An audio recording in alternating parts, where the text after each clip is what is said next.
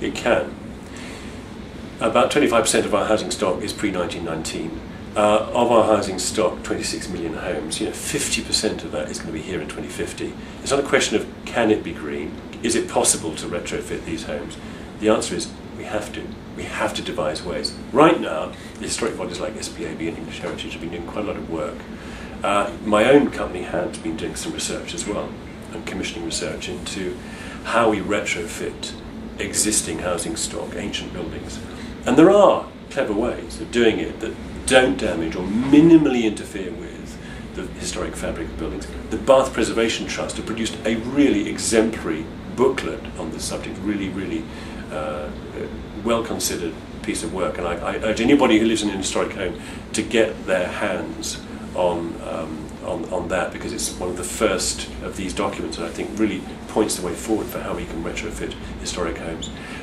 There are issues to do with loss of existing fabric of buildings, to do with glazing, to do with the fact that if you approach historic buildings badly, because they have no damp-proof course and usually no cavity, if you're not careful, you can create all kinds of problems for the future, to do with damp, condensation, interstitial condensation in the walls and behind insulation and so forth.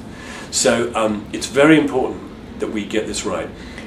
I started a campaign 3 years ago called the Great British Refurb, and we identified pretty quickly that dealing with the historic pre-1919 stock that's built without cavities in the walls and without damp-proof courses is a completely different ballgame to dealing with houses built in the 60s or 1980s.